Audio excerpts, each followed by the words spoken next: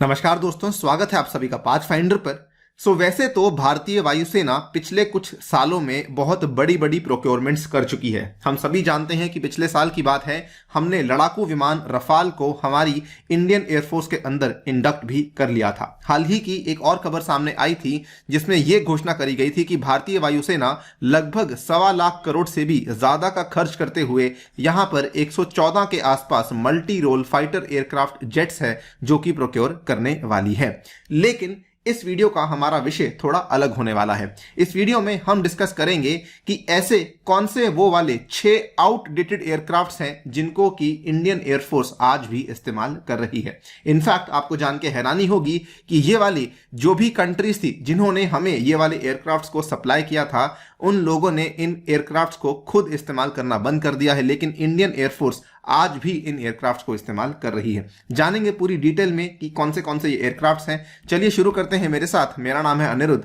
इस लेक्चर की पीडीएफ को डाउनलोड कर सकते हैं यहां पर दिए गए टेलीग्राम चैनल के माध्यम से। इसके अलावा आप लोग जुड़ सकते हैं using this particular handle on the Unacademy app as well. Right, as you can see over here कि हमारी जो इंडियन एयरफोर्स की इन्वेंट्री है, it consist of various jets and helicopters which are barely used any more by its counterparts from around the world. कहने का मतलब जिन लोगों ने हमें ये एयरक्राफ्ट को सप्लाई किया था वो आज खुद इस्तेमाल नहीं कर रही हैं उनको, लेकिन इंडियन एयरफोर्स आज भी उनका इस्तेमाल कर रही है। इसमें सबसे पहला एयरक्राफ्ट आता है MiG-21 और इसके कई सारे वेरिएंट्स हैं जो कि हम आज इस्तेमाल कर रहे हैं। मिग, जैसा कि इसका नाम है, आपको मालूम पड़ गया होगा कि ये बेसिकली सोवियत ओरिजिन का लड़ाकू विमान है जो कि इंडिया का जो 6 फाइटर जेट्स हैं उसमें से एक माना जाता है। इसमें जो सबसे ज्यादा अपग्रेडेड वर्जन है MiG-21 का, उसको MiG-21 बाइसन के नाम से जाना जाता है।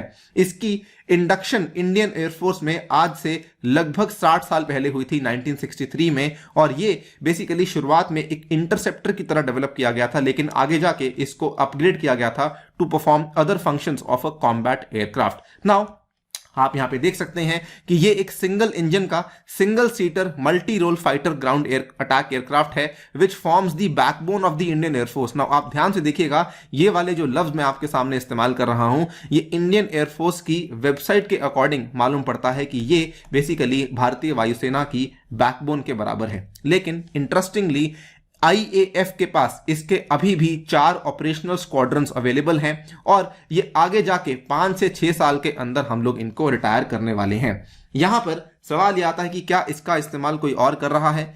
कुछ रिपोर्ट्स के अनुसार MiG-21 का इस्तेमाल दुनिया भर में मात्र 18 एयरफोर्सेस हैं जो कि इस्तेमाल कर रही हैं, और केवल नाटो की 2 ही ऐसी कंट्रीज हैं which includes Romania and crochet, जो कि आप यहां पे देख सकते हैं 2 यूरोप की छोटी छोटी कंट्रीज हैं जो कि इस्तेमाल इनका आज के टाइम में कर रही हैं। रशिया खुद इन्होंने MiG-21 को और इसके सारे वेरिएंट्स का इस्तेमाल करना 1985 में ही बंद करवा दिया था। इनफैक्ट रशिया ने हाल ही में इंडिया से यह दरख्वास्त भी करी थी कि भाई आप इन एयरक्राफ्ट्स का इस्तेमाल जो है वो केवल विंटेज फ्लाइंग को डेमोन्स्ट्रेट करने के लिए कीजिए, ये कोई लड़ाकू विमान नहीं है जो कि आपको आज अपने एयरफोर्स के अंदर इस्तेमाल करने चाहिए, but still India is using them.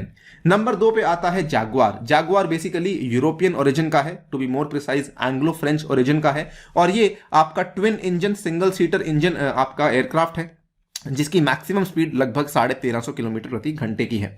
इसके जो पहले आपके एयरक्राफ्ट थे, इसको इंडक्ट किया गया था आज से लगभग 40 साल पहले की बात है, 26 जुलाई 1979 में इन द 14 स्क्वाड्रन जिसका नाम है the fighting bulls at the Ambala airbase. आज के टाइम पे आईएएफ इसके 6 स्क्वाड्रंस को ऑपरेट करवा रही है। आप देख सकते हैं कि आईएएफ इवन दो इसके 6 स्क्वाड्रंस को ऑपरेट करती है, लेकिन आईएएफ ने कई बार ये कहा है कि जैगुआर जो है वो अंडर पावर्ड है ever since it entered the service in the late 1970s, और कहीं ना कहीं because it was under powered, यहां पर आप देख सकते हैं कि फ्रांस ने, जिसने कि इसको प्रोड्यूस करना शुरू किया था आज से 15-16 साल पहले ही, इसको रिप्लेस कर दिया था अपने ज्यादा पावरफुल रफाल के साथ, और बाकी countries which includes UK, then Ecuador, then Nigeria और ओमान जैसी कंट्रीज ने भी इसका इस्तेमाल करना बंद कर दिया है, बट इंडिया आज भी इनका इस्तेमाल कर रहा है। और इंटरेस्टिंग बात यह है कि हमारे पास इसके 6 से भी अधिक, 6 के आसपास स्क्वाड्रंस देखने को मिल जाते हैं।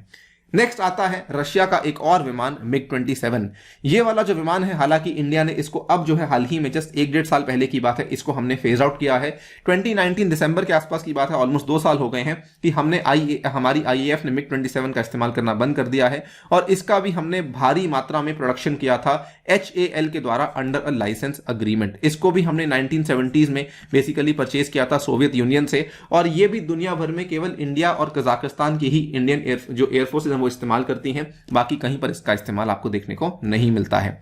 यहां पर इंटरेस्टिंग बात क्या आती है कि श्रीलंका ने भी इसको बेसिकली रिटायर कर दिया था even many years before India had retire the MiG 27। तो इंडिया ने रिटायर तो कर दिया है, लेकिन we took a lot of time, जिसकी वजह से इसको भी हमने इस वीडियो में इंक्लूड करवा लिया है। इसके बाद आया है एक और एयरक्राफ्ट जिसका नाम है एवरो।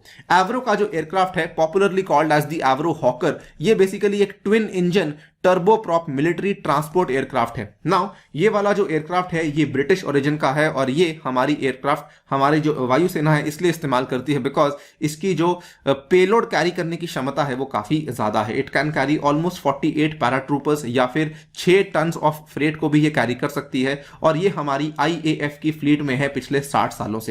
लेकिन इसको लेकर भी कई सारे सवाल उठाए जा चुके हैं। हम देख सकते हैं इसकी जो बनावट है वो भी काफी पुरानी है और आज के टाइम पे काफी सारे मॉडर्न यहां पर हमें मिलिट्री ट्रांसपोर्ट एयरक्राफ्ट देखने को मिल सके हैं। लेकिन अच्छी बात क्या है कि हाल ही में आपने सुना होगा, सितंबर की खबर है, इंडिया ने $2.5 बिलियन का कॉन्ट्रैक्ट साइन किया है for 56 Airbus C295 military aircraft, जो कि आगे जाकर के इन एवरो मिलिट्री ट्रांसपोर्ट एयरक्राफ्ट को रिप्लेस करने वाला है। बट ये भी हमारी इस वीडियो का हिस्सा इसलिए है बिकॉज आज के टाइम पे जब तक हमारे पास ये C295 नहीं आते हैं तब तक एवरो ही हमारी वायुसेना में रहने वाला है। फाइनली 2 और विमान या फिर 2 हम कह सकते हैं चॉपर्स हैं जो कि हम लोग इस्तेमाल कर रहे हैं। वन आपका चेतक है, दूसरा आपका चीता है।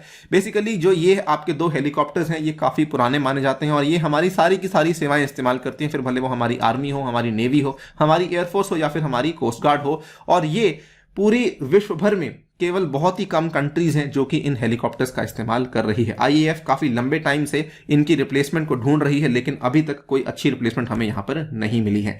चेतक जो है वो एक सिंगल इंजन का लाइट यूटिलिटी हेलीकॉप्टर है। इसकी मैन्युफैक्चरिंग इंडिया ने 1962 में करनी शुरू करी थी। चेतक और चीता ऑलमोस्ट सेम बनावट के हैं, फर्क केवल इतना है कि चेतक के पास यहाँ पे पहिए होते हैं लैंड करने के लिए, चीता के पास यहाँ पे स्कीज होती है। आप यहाँ पे देख सकते हैं ये वाला लेफ्ट वाला जो है ये आपका चेतक है और ये वाला दोस्तों जो लेफ्ट वाला है ये चीता है और जो राइट वाला है ये आपका चेतक है। फर्क केवल इतना है कि इसमें आपको पहिए देखने को मिलते हैं और इसमें आपको यहाँ पर स्कीज देखने को मिल जाती है, लेकिन इसकी जो बनावट है, इसकी जो इंजन कैपेसिटी है वो सारी की सारी चीजें यहाँ पर एग्जैक्टली सेम है। चीता जो है इसकी थोड़ी सीटिंग कैपेसिटी थोड़ी कम है as compare to the Chetak also. Now ये वाले जो आपके हेलीकॉप्टर्स हैं ये भी केवल इंडियन एयरफोर्स ही है जो कि इस्तेमाल करें। इनफैक्ट HAL ने आज तक ऐसा माना जाता है कि 350 से भी ज्यादा चेतक्स को बना दिया है और जिसमें से 80 इन्होंने नेवी को दे दिया है, of which 51 helicopter still flying, और इन्होंने 275 से भी ज्यादा चीतास को यहां पर बना चुके हैं। सो ये कुछ ऐसे विमान हैं, कुछ ऐसे लड़ाकू विमान, कुछ ऐसे चॉपर्स हैं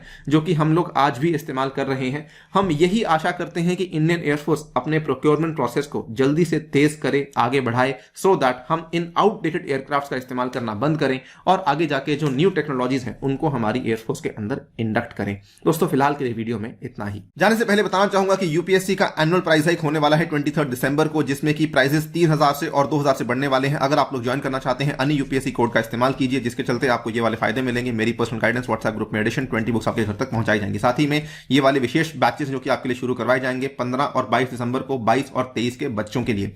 साथ ही में मेरे द्वारा आपको साइंस एंड टेक का ये वाला कोर्स अवेलेबल करवाया जाएगा जो कि आप कंप्लीटली यहां पर आके देख सकते हैं अगर आप लोग प्लस के प्लेटफॉर्म पर आते हैं तो। इसके साथ ही में इस कॉम्बैट में हिस्सा लेना बिल्कुल ना भूलें using the code ANI UPSC। Thank you for listening, stay tuned and stay safe.